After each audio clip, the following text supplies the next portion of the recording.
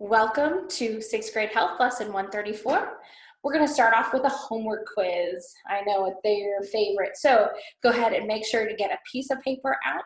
Number 1 to 5. You can pause the video if you need to so that you can get that prepared. All right, we're going to go ahead and start. Number 1 is just a short answer. Name the yellowish white substance found in an infected wound.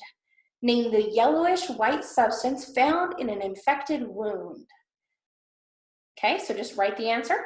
Number 2 is true or false. True or false? A compound fracture breaks through the skin. True or false? A compound fracture breaks through the skin. That would be true. I'm sorry, I said the answer. Okay, that's a freebie. Okay, number 3. What is the outer layer of the skin? A, subcutaneous layer, B, epidermis, or C, dermis? What is the outer layer of the skin? A, subcutaneous layer, B, epidermis, or C, dermis? That one is hard to say. Number 4 is true or false. I'm not giving you the answer this time. True or false, it is important to straighten a fractured bone. True or false, it is important to straighten a fractured bone. All right, and number 5 is also short answer. So what occurs when a bone is forced from its normal position? What occurs when a bone is forced from its normal position? All right, I'll give you just a moment to finish up those answers. And then I will go ahead and go over the answers for you. But if you did not finish the quiz and you want to go back, go ahead and do that so that you don't get the answers before you finish the quiz, okay? All right, number 1, the answer is pus, P-U-S, pus. Number 2 is true. Number 3 is B, epidermis. 4 is false. You shouldn't straighten a fractured bone. You should let a doctor do that. And number 5 is dislocation, okay? All right, you can mark the ones you got wrong, and you can put that aside, and we're gonna be looking at pages 36 to 39. All right, and so we have stopped at be careful, so we're gonna start at be careful. But first I'm gonna ask a couple questions from what you just learned on the last lesson. And when you have a cut, what do you need to do to that cut before you put a Band-Aid on it? Yes, you need to wash it with warm water and soap. So when you have looking at page 36, when you have bees, you get in an area, the springtime is coming, hopefully, and you have bees. Bee stings are very painful, but if you're allergic to the bee venom or the poison, a bee sting can be very deadly.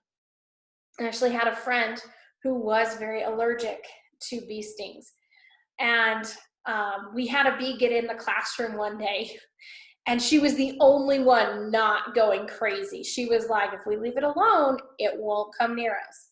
And she knew that you'd have to stay calm, and everyone else was going, it's a bee. And so it was a little strange. But an allergic reaction, if you have never been stung by a bee, the first time that you get stung, you may discover that you are allergic to a bee sting. And if that is the case, then you will need medical attention right away. And so it can be difficulty breathing. You begin to cough, complain of a headache. You might lose consciousness. And so you want to be careful where you are. If you or someone else appears to be having an allergic reaction, you really should get emergency medical help immediately. You should not wait. Those things are very dangerous. If you get stung but you're not allergic, You should remove the stinger as quickly as possible by scraping it with your fingernail or a flat, sharp-edged object such as a credit card, okay? If you go and you pinch it with your fingers, you can actually squeeze more poison into you and it can cause more harm, okay? And also, if you don't remove it, then it can get stuck in you and then it can cause more problems inside. And once you have removed that, you want to wash it with warm water and put a Band-Aid over it. I'm sure I've told you the story, but I actually have a traumatic experience from a bee sting. I ran into a bee, and I have a scar, and I've shown you guys the scar before. I don't know if you can see it on here. It's a tiny white circle right there. And so you may not be able to see it on there, but some of you have seen my scar. But I ran into a bee. I went out to get the mail and came back in and ran straight into a bee, and I screamed. I was very, very dramatic about it, and that's not really how you're supposed to act, but it was very traumatic. But I was also 8 years old, and so you can give me a little leeway because of my age, but that's something that I will never forget. And really, that's the only time that I remember being stung. And so you also, depending on where you live, you want to watch out for ticks. Here, we really only watch out for them if you go off and hike somewhere where there's a wooded area. So you want to be checked after you come back. If you get a tick on you and it hasn't bitten into you, you can get it off without much. They do kind of attach a little bit, or their feet kind of stick to you, but you can get those off. But once it has bitten into you, you need to be careful removing it. You should remove it quickly without squeezing. If you squeeze it, it can inject some of the harmful substances into your body. So you want to get it with tweezers and get it as close to the head as you can and pull it out. And then you wash with soap and water and apply antibiotic ointment or an antiseptic. There are many diseases that you can get from a tick: Rocky Mountain spotted fever, common Lyme disease. And so there are things to look for, and you'll read about those. If you come in contact with poison ivy or poison oak, you should leave that area alone, because if you scratch it, then all of a sudden that poison is on your hand. And then say my forehead itches, and now the poison's on my forehead, and now it's going to itch there even more because it wasn't itching because of the poison, it was just itching. But now it's itching because of this poison oak or poison ivy. And so it was on this arm, and now it's on my forehead, and it's still on my hand. And so then my leg itches, and now it's on my leg. And it just spreads all over if you touch it. So you want to leave it alone.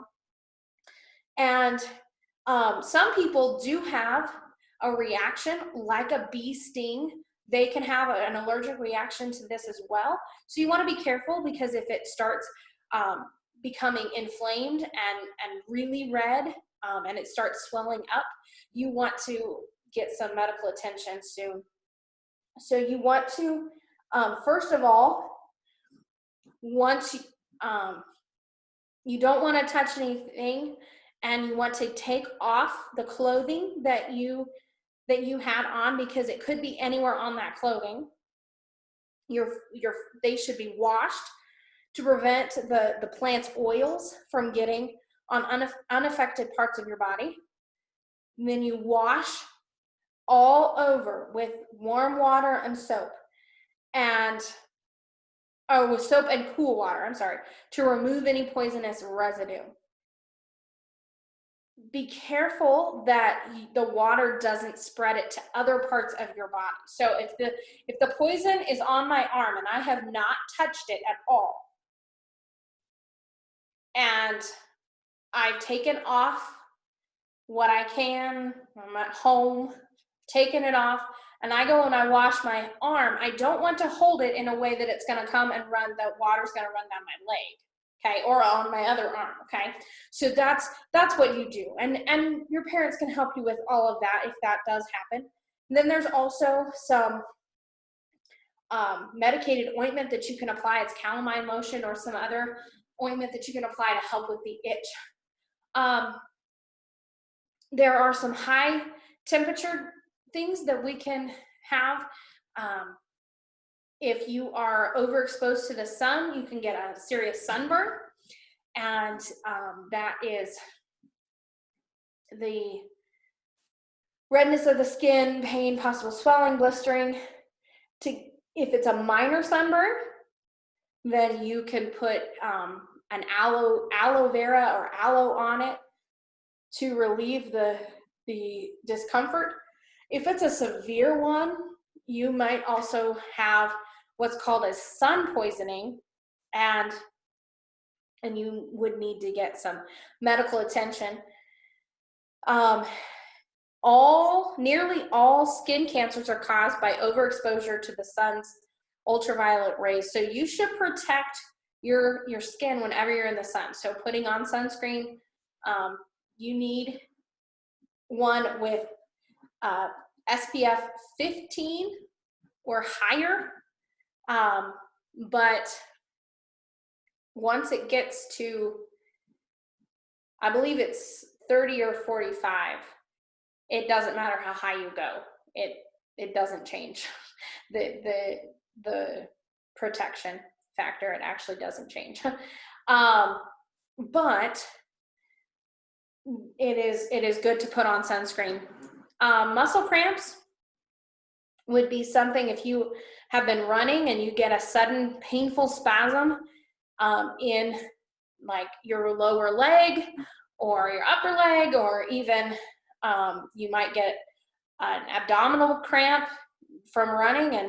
And so you want to gently massage the area to loosen the tight muscles, or lightly stretch out the muscles.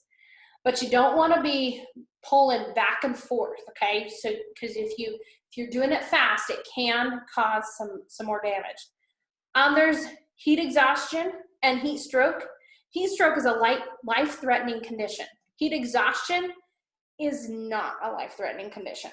It can be if you don't treat it right, or if you continue in the heat, then it can turn into heat stroke, okay? But heat exhaustion is really just when your body becomes very tired and weak, possibly even to the point of collapsing. I actually had, and this is a very quick story, I had heat exhaustion when I was in school, and we had a PE class, and we ran. I think we ran 3 miles, and I was not up for that run, but we just kept running. It kept running us and running us. I got home from school and I crashed on the couch, and I was so tired that I fell asleep, and I woke up after dinner. I think I slept for 3 hours, and then I couldn't fall asleep that night. But that heat exhaustion really just took it out of me. I was so exhausted. It can have you can have pale, cool, moist skin, a headache, nausea, dizziness. A heat stroke includes hot, flushed, red, or dry skin, no perspiration, high fever. So if someone might have a heat stroke, check their temperature. If it's between 103 and 110, that's really high, and that's not good. Weak, rapid pulse, shallow breathing, they might go unconscious. And so you want to, if it's possible, place them in cool water, massage the head, neck, arms, legs with ice, or spray with cool water, and put in a room with a fan or an air conditioner. If they're able to drink, give them some water. Make sure you don't let them over drink. Just take that slow. And do not give a heat stroke victim any type of medication. You want to get medical attention for that because it can be dangerous if you give them a type of medication. So keep that in mind. If you are under 15 or over 40 years of age, you're at a high risk for having heat exhaustion. Know the difference between heat stroke and other heat-related conditions. And that's what I was saying. You know, just because someone thinks that they're having a heat stroke does not necessarily mean that they are. You just want to be careful not to say, oh, I'm having a heat stroke, when in reality you probably just had some heat exhaustion, or you might not have even been there yet. You might have just overtired, but not full on heat exhaustion. So all right, I did put some a CCU to do. CCU2 number, or B numbers 5 through 10, F numbers 8 through 10, and G number 1 through 3. And go ahead and do that on a piece of paper. And we'll talk with you next time.